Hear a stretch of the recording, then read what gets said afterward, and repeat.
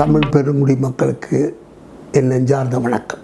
இன அழிப்பு போராட்டத்துக்கு ஆளாகிறோமோ என்ற அச்ச உணர்வு என்னுள் எழுகிறது. ஏனென்று சொன்னால், உலகமெல்லாம் வணிகம் செய்து வாழ்ந்து 46,000 தமிழ் பெயர்களை சூட்டி பெருத்த வணிகத்தோடு வாழ்ந்த ஒரு இனம், வாணிப இனம். 52 நாடுகளை கடல் கடந்து வென்ற ஒரு இனம். இந்தியாவுடைய சுதந்திர போராட்டத்தில் 40 ஆண்டு காலம் ஒரே ஒருவர் சிறையில் வாடிய ஒருவர் தமிழர், அதுவும் வ.உ.சி. அவர்கள். தியாகத்துக்கும் வாழ்வுக்கும் வீரத்துக்கும் தொன்மைக்கும், இன்றைக்கு கீழடியுடைய ஆய்வு தொன்மைக்கும் இலக்கணமாக திகழ்கின்ற இந்த பேரினத்தின் பெருவாழ்வு மீண்டும் வதைப்படுமோ என்று ஐயுற நேர்கிறது. ஏனென்று சொன்னால், அமிர்தா சென் அவர்கள் இந்தியாவினுடைய கல்வியை பற்றி, மருத்துவத்தை பற்றி பல நுட்பங்களை வைத்து, அதாவது குழந்தை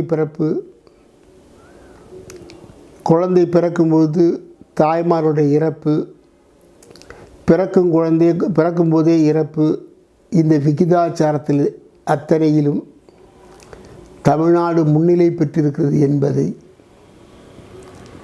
குறிப்பாக சமூக நீதியில் முன்னிலை பெற்றிருக்கிறது என்பதை அவர் குறிப்பிடுகின்றார். அவர் தமிழர் அல்ல. அத்தகைய நிலையில்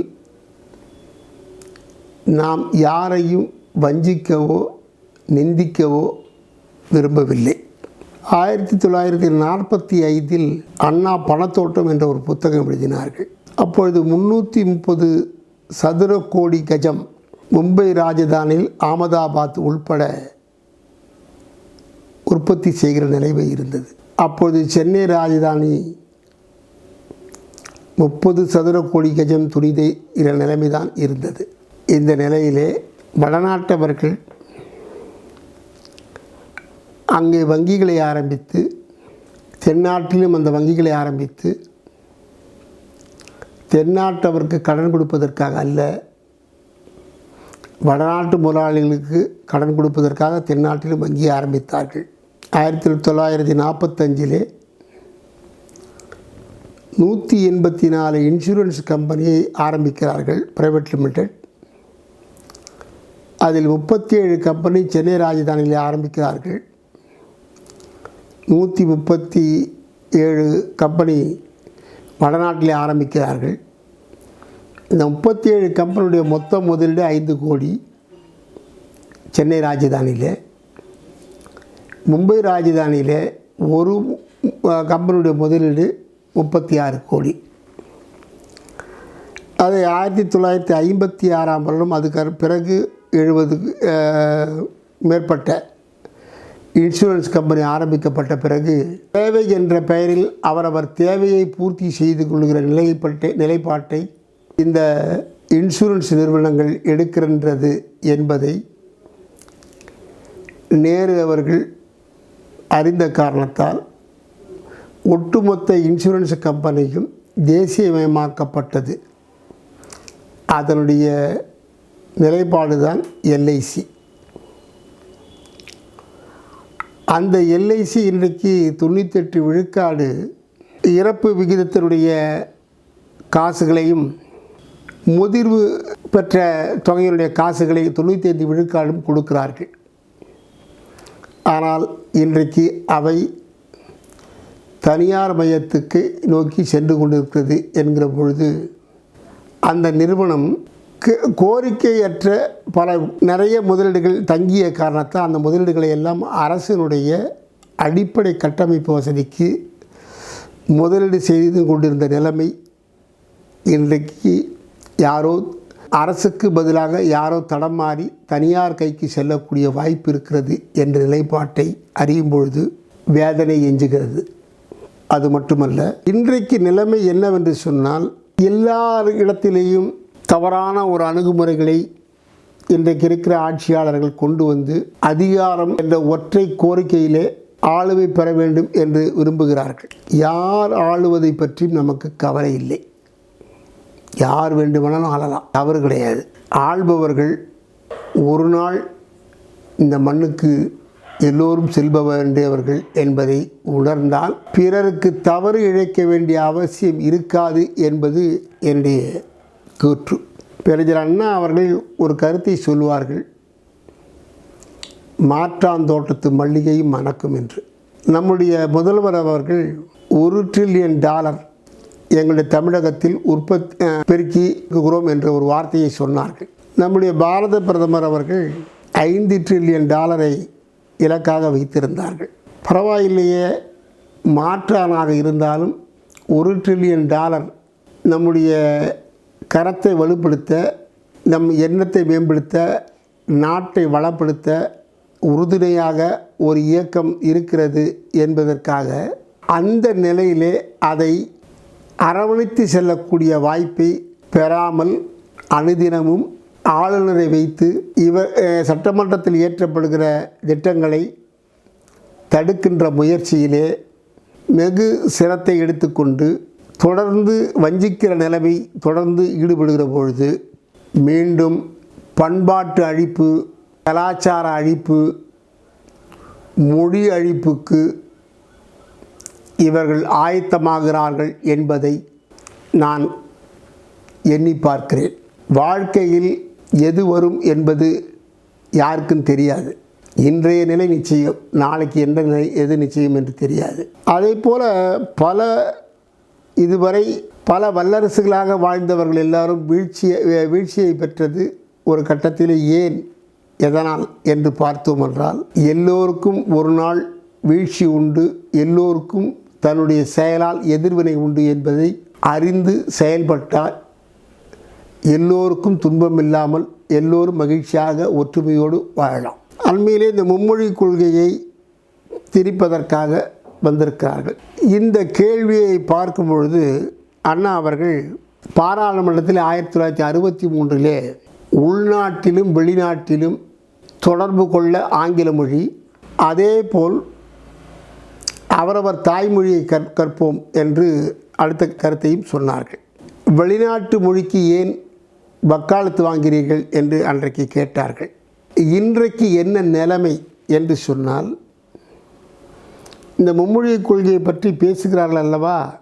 2004ஆம் ஆண்டு நம்முடைய பாரத பிரதமர் அவர்கள் குஜராத்திலே கோத்ரா சம்பவ கலவரத்துக்காக வந்த மத்திய அரசு பாராளுமன்ற குழுவிலே அண்ணன் வைகோ, காங்கிரஸ் தலைவி அம்மையார் சோனியா காந்தி, கம்யூனிஸ்ட் தலைவர் யெச்சூரி போன்றவர்கள் வருகிறார்கள். அவர்களை பேசி முடித்துவிட்டு ஒரு பொதுக்கூட்டத்தில் பேசுகிறார்கள். அண்ணன் வைகோவுடைய ஆங்கில உரையை முரளி மனோகர் ஜோஷி இந்தியிலே மொழிபெயர்க்க விரும்புகிறார். இல்லை, இங்கே இந்தி அவ்வளவு தெரியாது, நான் குஜராத்திலே மொழிபெயர்க்கிறேன் என்று சொல்லி அன்றைய குஜராத் முதல்வர்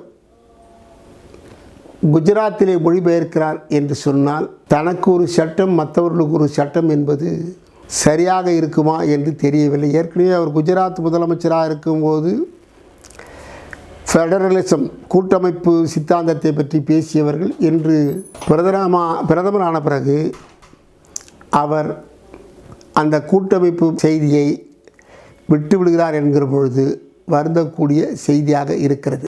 இந்த நிலையிலே இன்றைக்கு நாட்டின் வளர்ச்சி முக்கியமா, மொழி முக்கியமா என்று கேட்டால், இன்றைய புதிய தொழில்நுட்பத்தில் ஸ்கைப் என்ற ஒரு இணைப்பு எல்லோருடையும் கைபேசியிலே வந்த பிறகு மொழி பிரச்சனை முக்கியமில்லை என்று எனக்கு தெரிகிறது. ஒன்று. இரண்டாவது, அண்ணா அன்றைக்கே சொன்னார், உள்ளூரிலும் வெளியூரிலும் ஆங்கில மொழியை பேசுவோம் என்று. தற்பொழுது ஒரு 2 நாளைக்கு முன்பு இந்தி சேனலை நான் பார்க்க வேண்டிய நிலைப்பாட்டுக்கு வந்தேன். அந்த சேனலில் ஒரு அம்மையார் இந்தியை பற்றி பெருமையாக பேசுகிறார்கள். இன்னொரு நண்பர் இந்துஸ்தானி, இந்தி மொழி, ஒரே நாடு என்ற கோட்பாட்டை பேசினார்கள். அப்பொழுது ஒரு தெலுங்கு பேசுகிற ஒரு நண்பர், டெல்லியில் வசிக்கிற அவர் ஒரு கருத்தை சொன்னார்கள். இன்றைக்கு டெல்லியிலே இந்தி பேசுகிற மக்கள், வசதி படைத்தவர்கள் அனைவரும் கான்வென்ட்டுக்கு சென்று ஆங்கிலம் படிக்க ஆரம்பித்திருக்கிறார்கள் என்ற கருத்தை நீங்கள் வலியுறுத்தி விட்டு, அங்கே நீங்கள் அந்த நிலைப்பாட்டை கொண்டு விட்டு எங்களை இந்தி படி என்று சொல்வது எந்த விதத்தில் நியாயம் என்று அவர் கேட்டார். கேட்டுவிட்டு அவரும் இன்னொருவரும், தமிழ்நாட்டிலே கேந்திர வித்யா பள்ளியிலே உள்ள பள்ளிகளில் தமிழ் ஆசிரியர் கிடையாது, கேரளாவிலே கேந்திர வித்யா பள்ளியிலே மலையாள ஆசிரியர் கிடையாது, கர்நாடகாவிலே கர்நாடக ஆசிரியர் கிடையாது, அதேபோல் ஒவ்வொரு மாநிலத்திலையும் அந்த மாநில மொழியை சார்ந்தவர்கள் ஆசிரியர் கிடையாது. அதற்கு பதிலாக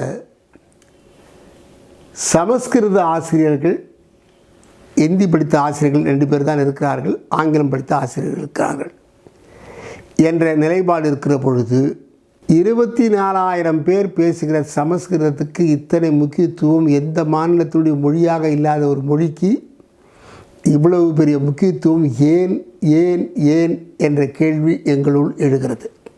தன் சொந்த வீட்டிலேயே தன் மனைவி பேசினால் தன் மனைவியே சூத்திர வகுப்பை சேர்ந்தவள் என்று சித்தரிக்கிற அவர்களுக்கே அந்த மொழியை கற்றுத்தராத போது இப்பொழுது திடீரென்று அந்த மொழியை முன்னிறுத்த வேண்டிய அவசியம் என்ன என்று தெரியவில்லை. மொத்தத்திலே இந்தியாவில் 24,000 பேர் பேசுகிறார்கள் என்று அந்த புள்ளி விவரம் சொல்லுகிறது. நான் என்ன கேட்கிறேன் என்று சொன்னால், ஒரு தாய்மொழி எத்தகைய நிலைப்பாடு கொண்டுள்ளது என்பதை உலக மொழியியல் ஆய்வாளர்கள் தெரிவித்திருக்கிறார்கள். சுய சிந்தனையும் புத்தாக்க சிந்தனையும் கொண்டது அவரவர் தாய்மொழி. இந்த நாட்டிலே அந்த சுய சிந்தனையை, புத்தாக்க சிந்தனையை எழுந்துமானால் உண்மையிலே மிகப்பெரிய ஆளுமையை நம் இந்திய நாடு பெற்றிருக்கும். அப்பேற்பட்ட நிலைமையிலே பல்வேறு செய்திகளை பின்னாளில் அந்த சுய சிந்தனைக்கு உண்டான விருத்தங்களை நான் எடுத்து வைக்க நான் விரும்புகிறேன். அவரவர் தாய்மொழி சுய சிந்தனைக்கு முத்தாய்ப்பாக இருக்கும். உதாரணத்துக்கு ஒரு விஷயத்தை மட்டும் சொல்லுகிறேன். மலைவாழ் ஜாதி மக்கள் அவர்கள் பேசுகிற மொழி அடுத்தவர்களுக்கு புரியாது. ஆனால் இருந்தாலும் அந்த மலையிலே இருந்து ஏதாவது மருத்துவத்துக்கு பாம்பு கடிக்கோ இல்லை ஜுரத்துக்கோ ஏதோ ஒரு கீழே மருத்துவமனைக்கு பார்ப்பதற்கு இயலாது என்பதற்காக அங்கங்கே மூலிகை செடிகள் அவர்களுக்கு தெரியும். எந்த மூலிகை செடியை பயன்படுத்தினால் அதற்கு மருந்து இருக்குது என்று. ஆனால் அந்த மொழி உள்ளவர்களுக்கு அந்த செடியுடைய அந்த மொழி மூலம் இருக்கிற அந்த அறிவு அவர்கிட்ட இருக்கிறது. அதைவாறு ஒரு சிறிய மொழிக்கு கூட அந்த சிற்றறிவு இருக்கிற இந்த நிலைப்பாட்டை 52 மொழிகளை சிதைத்த பெருமை இந்தி மொழி ஆதிக்கத்தால் ஏற்பட்டிருக்கிறது. அது ராஜஸ்தானியாக இருந்தாலும், மராட்டியாக இருந்தாலும், போஜ்பூரியாக இருந்தாலும், முகிந்தாக இருந்தாலும், மைதிலியாக இருந்தாலும், வங்க மொழியாக இருந்தாலும் பல மொழிகளை அழிப்பதற்குண்டான ஆயத்தங்களை தொடர்ச்சியாக செய்து கொண்டிருக்கிறது. இந்த நிலைப்பாடு, போஜ்பூரி மொழி கிட்டத்தட்ட 1000 வருஷத்துக்கு மேலாக இருக்கிற மொழி. அப்பேற்பட்ட நிலைப்பாடு இருக்கிற அந்த மொழி போன்ற மொழிகளை எல்லாம் அழித்திருக்கிறார்கள் என்ற நிலைப்பாடு இருக்கிற பொழுது 5 கோடி 8 லட்சம் பேர் அதை பேசுகிறார்கள் என்ற கருத்தை எல்லாம் இருக்கிறது, நான் அறிந்திருக்கிறேன். அப்பேற்பட்ட நிலையிலே இப்படி ஒரு நிலைப்பாட்டை கொண்டது ஒரு தவறான கோட்பாடாகும்.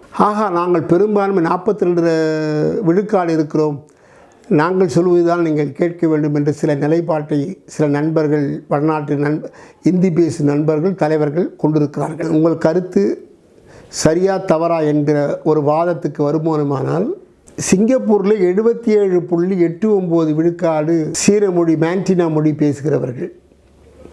14 விழுக்காடு மலாய் மொழி பேசுகிறவர்கள், 7 விழுக்காடு தமிழ் மொழி பேசுகிறவர்கள்.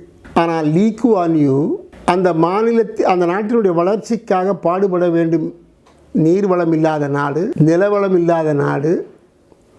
ஒரு டீ பிஸ்கட்டு சாப்பிடணும் அப்படின்னா 6 நாட்டை சார்ந்து வாழ்கிற சிங்கப்பூர் உலக வர்த்தகத்தில் இன்றைக்கி 2வது இடத்தை பெற்றிருக்கிறது என்று சொன்னால், ஒன்று ஒற்றுமை. காரணம், பெரும்பான்மை மொழியை மற்றவர்கள் பேச வேண்டும் திணிக்காத காரணத்தால் பெரும்பான்மை மொழி 77.89, அடுத்து 14, அதுக்கப்புறம் 7.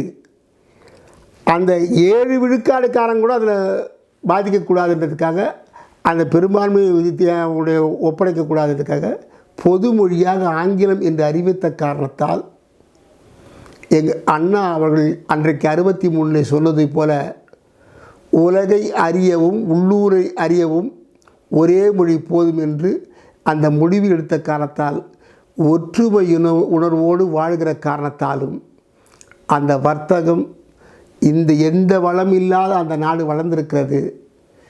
எல்லா வளமும் இருந்த இந்த நாடு வளரவில்லையே என்ற வருத்தம் என் போன்ற தமிழர்களுக்கு இருக்கிறது. ஏன் என்று சொன்னால், அவரவர் தாய்மொழியை அவரவர் பயின்றாமானால் என் சுய சிந்தனை மூலம் பல்வேறு செய்திகளை அறிந்து கொள்வதற்கு எனக்கு ஒரு வாய்ப்பு இருக்கிறது. அந்த வாய்ப்பை தடுப்பதற்கு மற்றவர்கள் தேவையற்ற ஒரு ஆளுமையை அதை உத்தரவிடுவார்கள் என்று சொன்னால் இது தவறான கூற்று. இன்றைக்கு என்னுடைய பிள்ளைகளை நீ என்ன படிக்க வேண்டும் என்று சொல்வதற்கு எனக்கு அதிகாரம் இல்லை. ஒரு காலகட்டத்திலே ஆசிரியர் கையிலே பிரம்பு இருந்தது பிள்ளைகளை கண்டித்து வளர்ப்பதற்கு. இன்றைக்கு ஆசிரியர் கையிலே பிரம்பு கிடையாது. அந்த நிலையிலே அரசியல்வாதி எப்படி இந்த ஆளுமை பெற முடியும்? ஆக அவரவர் பிள்ளையே நீ மருத்துவம் படி, சிவில் இன்ஜினியர் ஆகிற. நேற்று எம்ஜிஆர் காலத்துக்கு பிறகு நிறைய தனியார் கல்லூரிகள் வந்தது. ஆரம்பத்திலே படித்தவர்கள் அத்தனை பேரும் பிஇ படித்தார்கள், நிரம்ப பேர். அதற்கு அடுத்த பேட்சும் அப்படி தான் இருந்தது. இப்போது பிஇ படிக்கிறா அப்படின்னு இப்போ யாரையாவது பிள்ளைங்கள சொன்னால் உனக்கு ஒன்றும் தெரியாதுப்பா அப்படின்னு இப்போ பிகாமில் போய் சேர்றான். அது அவனுக்கு வேலை கிடைக்குமா கிடைக்காதான்னு 2வது விஷயம். அவரை பொறுத்தவரை அவன் ஒரு முடிவுக்கு போயிட்டான். பிஇ படித்தா எனக்கு வேலை கிடைக்காது, அதில் வருங்காலம் எனக்கு இல்லைன்ற விஷயத்தை அவன் ஒரு முடிவுக்கு வரான். அந்த நிலைப்பாட்டில் இன்றைக்கு இந்தி படித்த மாணவர்கள் முந்தா நாள் பார்க்குற டிவியில் வசதி படித்தவர்கள், நகரத்தில் இருப்பவர்கள் தங்கள் பிள்ளைகளை மெட்ரிகுலேஷனுக்கு பள்ளியில் சேர்த்து ஆங்கில வழி கல்விக்கு போகும்போது நீங்கள் எங்களை இந்தி படி என்று சொல்வதற்கு எந்த விதத்தில் நியாயம் இருக்கிறது என்பதைத்தான் நான் கேட்க விரும்புகிறேன். ஒரு பக்கம் லீ குவான் யூ சொன்னதைப் போல பெரும்பான்மை என்ற ஆதிக்கமும் இருக்கக்கூடாது. இந்த நாடு வளர்ச்சிக்காக ஆங்கிலத்தை பயன்படுத்தியிருந்தால் தென்னாட்டில் ஐடி தொழில்நுட்பம் வளர்ந்ததைப் போல வடநாட்டில் வளராததுக்கு காரணம் ஆங்கில அறிவு இல்லை. இதுதான் உண்மை. எங்கள் ஊரில் ஐடி படிச்சுட்டு ஒருத்தன் வந்து 1 லட்ச ரூபாய் சம்பளத்துக்கு வர முடியும் அப்படின்னா, உங்கள் ஊரில் இருந்து படிச்சுட்டு வெளியே வரவனுக்கு அத்தகைய சம்பளம் கிடைக்கிறதுக்கு வாய்ப்பு எவ்வளோ நாள் கழித்து கிடைக்கும்? இந்த நிலைப்பாடை எண்ணி பார்க்க வேண்டிய காலகட்டத்தில் அடுத்த தலைமுறை வந்திருக்கு. அந்த தலைமுறையிடம் தவறான, அதாவது அரசியல் காரணங்களுக்காக தவறான கற்பிதங்களை கற்பித்து இந்த நாட்டினுடைய வளர்ச்சியை சீரழிக்க வேண்டாம் என்பது என்னுடைய சிறந்தாழ்ந்த கோரிக்கை. நாங்கள் எங்கள் அண்ணா சொன்னபோது ஆங்கில வழி கல்வி ஏன் சொன்னார் என்று சொன்னார், அறிவியல் மொழியாக இருக்கிறது. அறிவியல் மொழியாக இருக்கும்போது நான் ஒரு முறை என்னை ஒரு தொழில் முனைவர் கூட்டத்துக்கு நான் போயிருந்தேன். அங்கே நான் கல்வித்துறைக்கு போகும்போது அங்கே போய் ஒரு தாளாளர், அதாவது ஒரு கல்லூரியுடைய சேர்மன் அவர்கள் நம்முடைய மாணவர்கள் 2500 பேர் கல்லூரி வளாக தேர்வு கேம்பஸ் சென்ட்ரிக்கு போனாங்க. 2500 பேர் போனதில் 40 பேர் தான் செலக்ட் ஆனாங்கன்னு சொல்லி அவர் ஒரு செய்தியை சொன்னார். நான் உடனே கேட்டேன், இதற்கு காரணம் சரியான பயிற்சி வகுப்பு, அதாவது தியரிட்டிக்கல் நாலேஜ் இருக்கிற மாதிரி, பாடங்களை படித்து அறிவதை மட்டும் இல்லாமல் பயிற்சி வகுப்புகளும் இருந்தால், ப்ராக்டிக்கல் நாலேஜ் இருந்தால் தான் அவனும் அந்த தேர்வில் வெற்றி பெற்றிருப்பான். அந்த ப்ராக்டிக்கல் நாலேஜ் இல்லை அப்படின்னு சொன்னேன். இல்லை நீங்கள் அரசியல் பேசுகிறீங்க அப்படின்னு சொன்னாங்க. நான் ஒரு கேள்வி கேட்டேன். உலகத்தில் 100 தரவரிசை பட்டியலுக்குள் இந்தியாவில் எந்த யூனிவர்சிட்டி, எந்த கல்லூரி இருக்கிறது? எனி ஐஐடி, ஐஏஎம் எதுவாவது இருக்கான்னு கேட்டேன். அன்றைக்கி அந்த கல்லூரி தாளர் சேர்மன் சொன்னார், எதுவும் இல்லைன்னாரு. அப்போது இந்த 2460 பேரை குறை சொல்கிறதுல எந்த விதத்தில் நியாயம்னு சொல்லி கேட்டேன். அவர்களுடைய பயிற்சி வகுப்பு இருந்தால் சரியாக இருக்கும். இப்போ இந்த விஷயத்தை கேட்கும்போது இன்னொரு கேள்வி ஒன்று வருது. அதுக்கு தான் தரப்படுத்துவதற்காகத்தான் நாங்கள் 2வது, 3வது, 5வதுக்கு பொதுத் தேர்வு நாங்கள் வைத்திருக்கிறோம் என்று சொல்லுகிறார்கள்.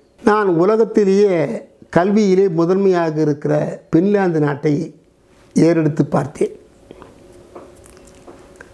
7 வயது வரை அவர்கள் பள்ளிக்கு செல்வது கிடையாது. அந்த வீட்டு பிள்ளைகள் 14 வயது வரை பொது தேர்வே கிடையாது. அப்போ எப்படி அப்பா அவங்க முதன்மை பெறுறாங்க, உலகத்திலே முதன்மையான நாடு என்றாங்க கல்வியில், அது எப்படி அவங்களுக்கு அந்த திறமை மேம்படுது அப்படின்னு சொல்லி தேர்வும் வைக்கலை.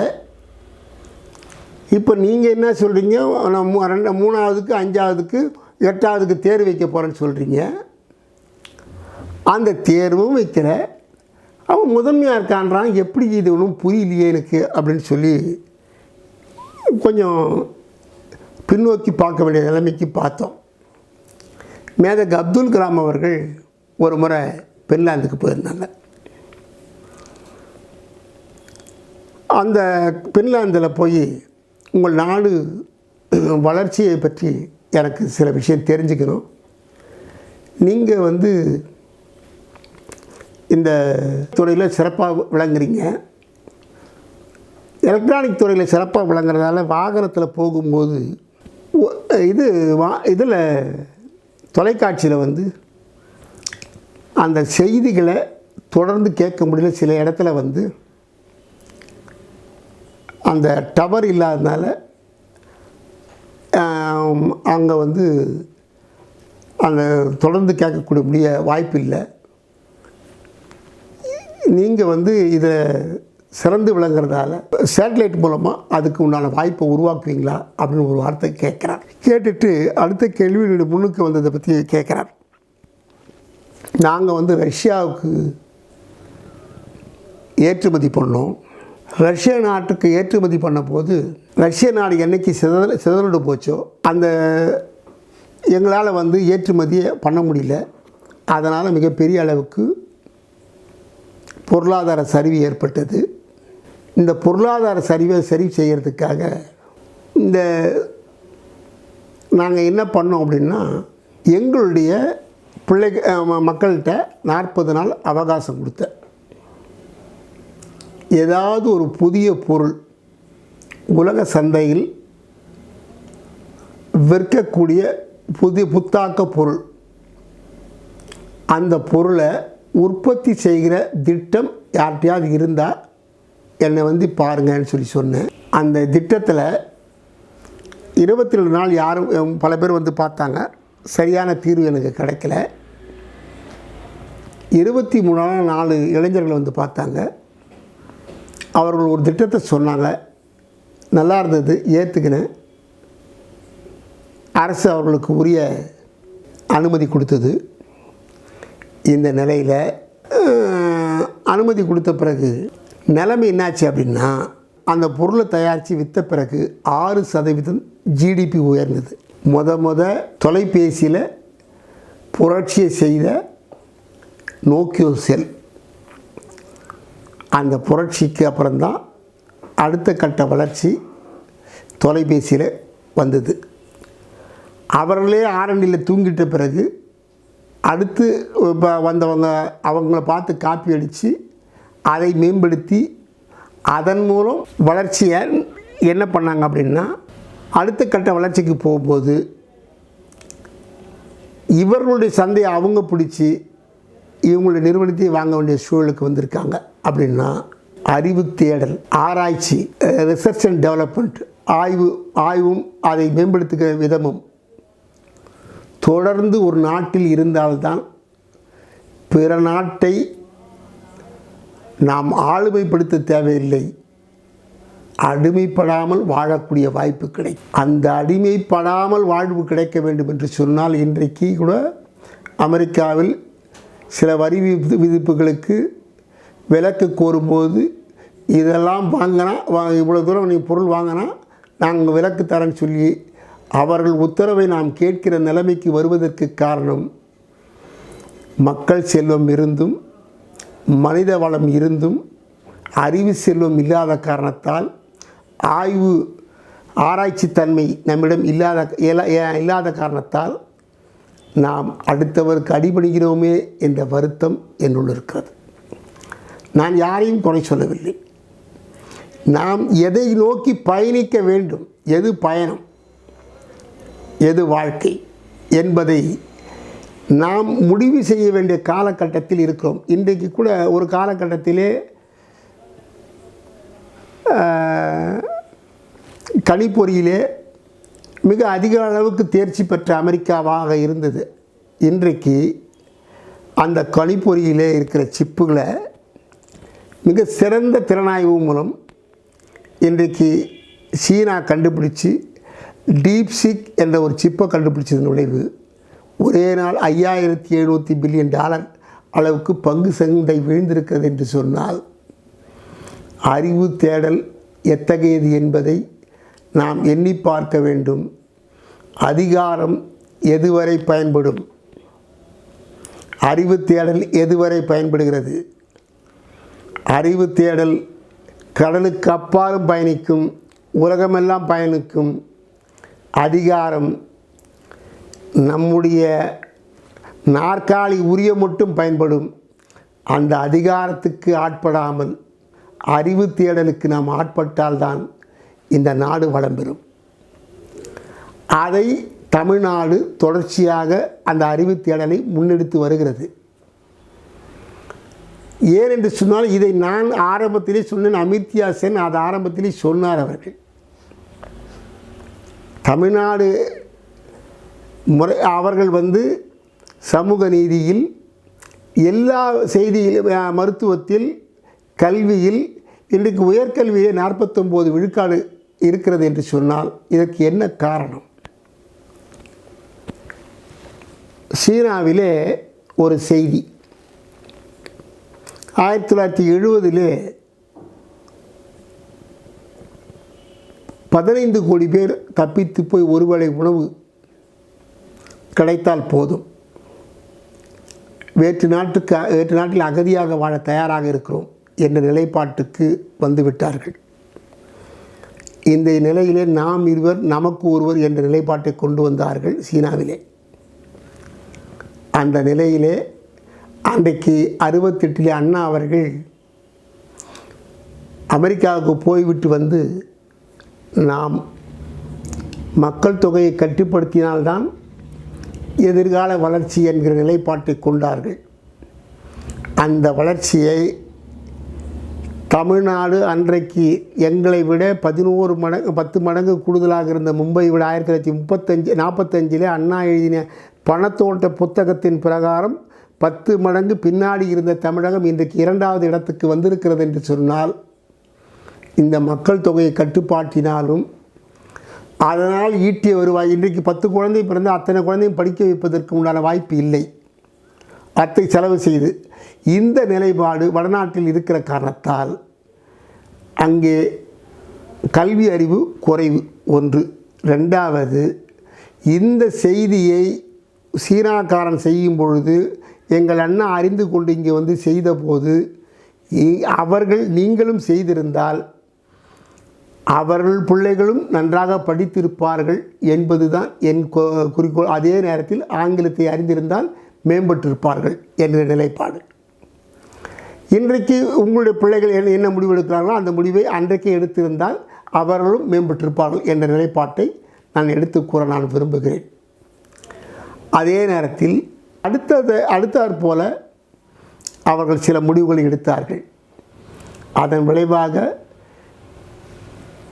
1979 1987க்குள்ளாக 1,90,000 தொழிற்சாலைகளை கொண்டு வந்து மிகப்பெரிய அதிக மாஸ் ப்ரொடக்ஷன் லெஸ் காஸ்ட், அதிகபட்ச உற்பத்தி குறைந்த விலை என்ற நிலைப்பாட்டில் உலகமெல்லாம் வணிகம் செய்து நம்மை போன்ற மக்கள் தொகை உள்ள நாடு அவர்கள் வணிக உற்பத்தி செய்து பிற நாட்டில் விற்பதற்கு அவர்கள் ஆயத்தமானார்கள். நாம் இன்னும் அத்தகைய ஆளுமையை நாம் பெற இயலவில்லையே என்ற வருத்தம் என்னுள் இருக்கிறது. அந்த நிலைப்பாட்டை அவர்கள் கொண்ட காரணத்தால் இந்த விஷயத்தை அவர்கள் கொண்ட காரணத்தால் நிலைமை என்னவாயிற்று என்று சொன்னால் வளர்ச்சி மெதுவாக வளர ஆரம்பித்து கடைசியாக எந்த அமெரிக்கா வந்து இன்றைக்கு ஆளுமை நான் தான் என்ற நிலைமையில் இருந்த அவர்களுக்கு பல $1 trillion கடன் கொடுக்குற அளவுக்கு தங்கள் ஆளுமையை வளர்த்து கொண்ட நிலைப்பாட்டை சீனா பெற்றிருக்கிறது என்று சொன்னால் நாம் இன்றும் பெற முடியவில்லையே என்ற வருத்தம். அது மட்டுமல்ல, 2010ஆம் ஆண்டு $10 பில்லியன் ஆய்வுக்காக செலவு செய்திருக்கிறார்கள். இன்றைக்கு நம்முடைய நிலைப்பாடு என்னவாக இருக்கிறது? நம்மை ஆண்டவன் வெள்ளையன், அதற்கு முன்றாய மொகாலாயன், அவன் இதை செய்தான் அதை செய்தான் என்று சொல்லி இன்றைக்கும் நமக்குள் ஒரு பாகுபாடை வளர்த்து மதம் வளர்ப்பதிலே உங்களுடைய மனம் இருக்குதே தவிர இந்த நாட்டில் வளப்படுத்துகிற இடத்தில் இதே எத்தனையோ இந்துக்கள் ஒருவழி சோத்துக்கு சாகிறான், அவனுடைய வாழ்க்கையை பற்றி கவலைப்படவில்லை. அவருடைய வாழ்வாதாரத்துக்கு வழிவகுக்காமல்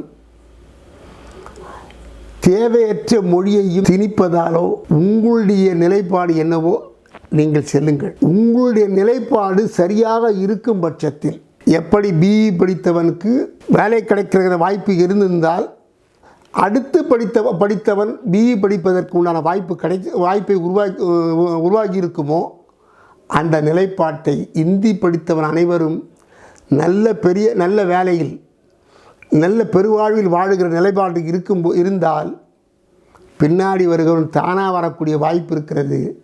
இதை நீ எடுத்து சொல்லி யாரும் கேட்க வேண்டிய அவசியம் இல்லை. ஏனென்று சொன்னால் உன்னுடைய நிலைப்பாட்டை வற்புறுத்தி அடுத்தவர்கள் மொழியை சிதைத்து அதன் மூலம் நீங்கள் ஆளுமை பெற்றால்தான் உங்கள் வாழ்க்கை வளம் பெறும் என்று சொன்னால் ஒரு நாள் வரலாற்றில் உங்களுடைய நிலைப்பாடு எதிர்வினைக்கு செல்லக்கூடிய வாய்ப்பை அது உருவாக்கக்கூடும். இது நம்முடைய ஒற்றுமைக்கும் தோழமைக்கும் ஊறு நேர்ந்திடுமோ என்ற அச்சம் என்னுள்ளது. இலங்கையை போன்று சிறுபான்மை அழித்து பெரும்பான்மை பெருவாழ்வு வாழ நினைத்து பெருங்கடனுக்கு ஆளாகி கடைசியில் மிகப்பெரிய வல்லரசு நாடிடம் அந்த கடன் பட்டு அந்த கடனை அடைக்க முடியுமா என்ற அச்சத்தில் மீள முடியாமல் இருக்கிறார்களே, அதை போன்று இந்தியா எதிர்காலத்தில் ஆகக்கூடாது என்பதே என்னுடைய எண்ணம். ஆகவே தான் இந்த கருத்துரையை நான் பதிவு செய்கிறேன். மேலும் சில நண்பர்கள் வசதி படித்தவர்கள் இந்தி படிக்கிறார்கள், வசதி படைக்காதவர்கள் இந்தியை படிக்கவில்லை என்று கருத்தை கூறுகிறார்கள். ஏன் அரசு பள்ளிகளை படிக்க வைக்கக்கூடாது என்ற கேள்வியை வைக்கிறார்கள். சரியான வாதம். அப்படி கேட்பவர்கள் இதுவரையும் கேந்திர வித்யாலயா பள்ளியில் தமிழ் ஆசிரியர் ஏன் இல்லை என்ற கேள்வியை எழுப்பதற்கு அவர்களுக்கு ஏன் தகுதி இல்லை இதுவரை? அந்த கேந்திர வித்யா பள்ளியிலே சமஸ்கிருதம் இந்தி ஆங்கிலம் என்று தானே இருக்கிறது. அங்கே ஏன் தமிழ் கொண்டு வர முடியவில்லை என்று கேட்பதற்கு ஏன் அந்த கேள்வியை கேட்பதற்கு கூட யோகியதையற்றவர்களாக இருக்கிறார்கள். ஒன்று. இரண்டு, இந்தியாவிலே தமிழ்நாடு ஒன்று மட்டும்தான் நீட்டு தேர்வில் விதிவிலக்கு கேட்டது. யாருக்காக என்று சொன்னால் வசதி படைத்தவனுக்காக கேட்கவில்லை. ஏழை எளிய அரசு பள்ளி மாணவர்கள் படிக்கும் பொழுது படித்து பட்டம் பெற்ற பிறகு படித்து தேர்ச்சி பெற்ற பிறகு அந்த தேர்ச்சி பெற்றவர்கள் சிறப்பு வகுப்பு, அதாவது டியூஷன் சென்டருக்கு செல்ல இயலாமல், காசு செலவு செய்ய இயலாமல் செத்து மடிந்த குழந்தைகள் ஏராளம். தமிழ்நாட்டு மட்டும் இந்தியா முழுவதும். அந்த செத்து மடிந்த குழந்தைகளுக்காக குரல் கொடுத்த ஒரே மாநிலம் தமிழ்நாடு மட்டும்தான். ஏனென்று சொன்னால் வள்ளுவ பேராசான் சொல்லுவான், கொடிது கொடிது வறுமை கொடிது என்று சொல்லிவிட்டு நெருப்பிலும் ஒருவன் துஞ்சலாகும். நெருப்பின் மீது கூட ஒருவன் தூங்க முடியும், வறுமையிலே உறங்க முடியாது என்று சொன்னான். அந்த வறுமையின் சிறப்பை வள்ளுவ பேராசான் எடுத்து சொன்னதால் ஏழையின் சிரிப்பில் இறைவனை காண்போம் என்று அந்த கருத்துரையை தொன்று தொட்ட நாள் முதல் இன்று வரை திராவிட இயக்கம் பின்பற்றுவதால் அந்த அன்றைய தினத்திலிருந்து ஆகவே தான் நாங்கள் கோரிக்கை வைத்தோம். அந்த கோரிக்கையை ஏற்க மறுத்தவர்கள் இன்றைக்கு இந்தி மொழிக்கு கரிசனம் காட்டுகிறார்கள். ஏன் என்று தான் தெரியவில்லை. மொழிக்காக காட்டுகிற கரிசனம் அவருடைய வாழ்வுக்காக ஏன் காட்ட மறுத்தார்கள் என்பதுதான் எங்களுடைய கேள்வி. அடுத்தாற்போல் தாய்மொழி கல்வி என்று நாங்கள் சொன்னோம். அந்த தாய்மொழி கல்வி எத்தகையது என்பதற்கு உலக நாடுகள் 70 நாடுகள் நிலவிலே நீரில்லை என்று சொன்னது. ஆனால் 70 நாடுகள் நீரில்லை என்று சொன்ன பிறகு சந்திராயன் விண்வெளிக்கலம் நீர் இருக்கிறது என்று சொன்னதற்கு காரணம் தாய்மொழி கல்வியிலே படித்தவன் தான் அந்த கருத்தை எடுத்துரைத்தார் என்பது எண்ணி பார்க்கப்பட வேண்டும்.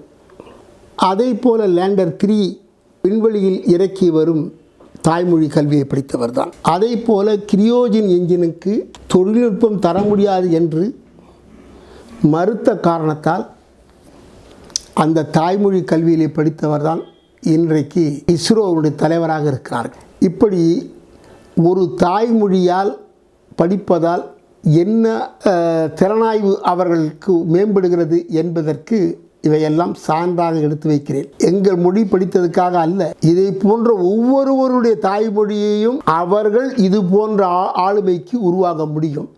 அந்த ஆளுமைகளை சிதைத்த பெருமை இந்த இந்தி மொழியை முன்னிறுத்துவதால் நிலை குறைந்தது என்பதை நான் வருத்தத்தோடு தெரிவித்துக் கொள்ள நான் விரும்புகிறேன். அவர்கள் ஆளுமையை நிலை குலைய வைத்திருக்கிறார்கள் என்பதைத்தான் நான் வருத்தத்தோடு பதிவு செய்கிறேன். அது மட்டுமல்ல, இவ்வளவு பெரிய தொழில்நுட்பத்தை பெற்ற நாம் பொக்ரானில் அணுகுண்டை வெடித்த ஐயா அப்துல் கலாம் அவர்கள் உலகமே ஐயப்பட்ட காலகட்டத்தில் ஏன் நம்முடைய ஏவுகணைகளை, விமானங்களை, இராணுவ விமான தளவாடங்களை நாமே நமக்கு உற்பத்தி செய்து கொள்வதற்குண்டான ஆளுமையே நாம் ஏன் பெறக்கூடாது என்பது என்னுடைய கேள்வி. அதற்கு உண்டான ஆய்வகங்கள், அதை போன்ற ஒவ்வொரு துறையிலும் ஆய்வகங்கள் நாம் மேற்கொண்டால் வேலைவாய்ப்பு கூடுவதன் மூலம் நம்மவர்களுக்கு நாமே வேலைவாய்ப்பு நல்கக்கூடிய வாய்ப்பை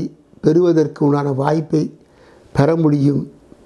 அத்தகைய நிலைப்பாட்டை கோயில்கள் கட்டுவதால் கோயில் அவரவர் விருப்பத்துக்கு இணங்க கட்டிக்கொள்ளட்டும்.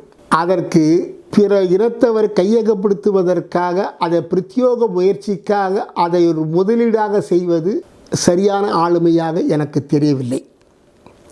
மாறாக கோயில் அந்த பகுதி வாழ் மக்களுடைய விருப்பத்துக்கு இணங்க அவரவர் கட்டிக்கொள்ளட்டும். அதற்கு யாரும் தடை சொல்லவில்லை, யாருக்கும் இது தடையாக இருந்ததில்லை. மீண்டும் இந்த நிலைப்பாட்டை கொள்வது எப்படி என்று சொன்னால், 1968 அண்ணா அவர்கள் அமெரிக்கா போயிருந்த பொழுது ஒரு அங்கே இருக்க நண்பர் ஒரு கேள்வி கேட்டார்கள். என்ன என்று கேட்டார்கள் என்று சொன்னால், எது ப்ராடக்ட், அதாவது நாங்கள் ஹோட்டலில் வேலை செய்யும் சிப்பந்தி, சிற்றுண்டிலே வேலை செய்யும் சிப்பந்தி, பப்பில் வேலை செய்கிற, கலையரங்கத்தில் வேலை செய்கிற சிப்பந்திகள் எல்லோரும் அன்ப்ரொடக்டிவ் லேபர், உற்பத்தி திறனற்ற தொழிலாளர்கள் என்று தெரியப்படுத்தினார்கள்.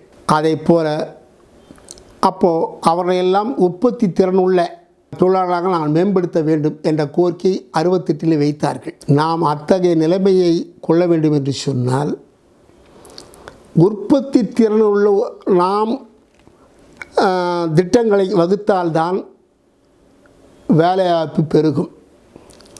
எங்களுடைய சோழ பேரரசிலே உற்பத்தி திட்டம் என்று சொன்னால் கல்லணையும் 39,000 ஏரிகளைத்தான் சொல்ல வேண்டும். அதைத்தான் முறையாக அனைவரும் வெளிப்படுத்த வேண்டும். ஆனால் சோழ பேரரசு கட்டிடக்கலையிலும் கோயிலிலும் ஒன்று சிறந்து விளங்குகிற தஞ்சை பெரிய கோயில் போற்றத்தக்கது தான். ஆனால் வாழ்வியலுக்கு பல கோடிக்கணக்கான பேரை வாழ்வித்தது கல்லணையும் 39,000 ஏரிகள் என்பதை, அந்த உற்பத்தி திறனுள்ள திட்டத்தை நாம் போற்றுவதற்கு மறந்துவிட்டோம் என்கிற நிலைப்பாட்டை குறிப்பதற்காக தான் இந்த கருத்தினை நான் எடுத்து வைக்க நான் விரும்புகிறேன். அரசுகள் யார் செய்தாலும் இதை போன்ற திட்டங்களுக்கு செயலாற்றுங்கள். அது இன்றைக்கும் 140 விழுக்காடு 5 வயதுக்கு உட்பட்ட குழந்தைகள் இந்தியாவில் ஊட்டச்சத்து குறைவாக இருக்கிறது என்ற நிலைப்பாடு இருக்கிற பொழுது, இந்த வறுமையிலிருந்து மீள்வதற்கு நாம் அனைவரும் முயல வேண்டும் என்பது என் தாழ்மையான கருத்து.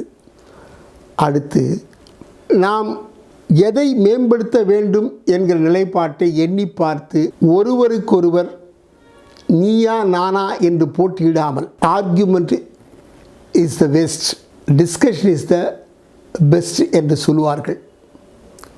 அந்த செய்தியிலே ஸ்டீவ் ஜாப்ஸ் சொல்லும் பொழுது தனது வெற்றிக்கு மூல காரணம் கூட்டு முயற்சி என்று சொல்லுகிறான். ஆப்பிள் நிறுவனத்தினுடைய அதிபர் அந்த கூட்டு முயற்சியை பெற்றால் இந்த நாடு வளம் பெறும். நாம் இல்லை என்று சொன்னால் வல்லாயுதமான ரஷ்யா போன்ற நாடுகளே கேள்விக்குறியான நிலைமையிலே இருக்கும் பொழுது நாம் எம்மாத்திரம் என்பதை எண்ணி பார்க்க வேண்டும். சிறுபான்மையினரை அழித்து பெரும்பான்மை பெருவாழ்வு பெறுவதற்கு உண்டான வாய்ப்பை ஏற்படுத்துகிறோம் என்று ஒரு சில அரசியல்வாதிகளுடைய தவறான கருத்தை திரித்த காரணத்தால் இந்த பெரும்பான்மையும் பெருங்கடனுக்கு ஒரு பெரிய நாட்டுக்கு உடன்பட்ட நிலைமையிலே இன்றைக்கு அந்த கடனை திருப்பி அளிப்பதா, மறுவாழ்வு பெற முடியுமா என்ற அச்சத்தில் நிலவுகிற நிலைமை இன்றைக்கு மேவுகிறது என்று சொன்னால், அந்த நிலைமை இந்தியாவுக்கு வரக்கூடாது என்பது என் போன்றோடைய தாழ்மையான கருத்து. மொழி பிரச்சனை, மதம் ஒரே மதம், பாகிஸ்தானும் பங்களாதேஷும் ஒரே மதம், ஏன் இரண்டாக பிரிந்தது? காரணம் மொழி. ஆக தேவையற்ற செயல்பாட்டை விடுத்து எது ஆக்கப்பூர்வமான பயணமோ அந்த பயணத்தில் நாம் அனைவரும் பயணித்தால், உலக நாட்டில் அங்கே போய் அமெரிக்காவிலே போய் கை கட்டி பதில் சொல்வதை விட உங்களை பார்த்து அவர்கள் கை கட்டி பேச வேண்டும் என்பது என் போன்றுடைய எண்ணம். அதை நீங்கள் விரும்பினால் எங்களுடைய கருத்தை கேளுங்கள். இல்லை, நீங்கள் அங்கே போய் கை கட்டுவது தான் சிறந்தது என்று சொன்னால் நீங்கள் விரும்பியதை செய்யுங்கள். நன்றி, வணக்கம்.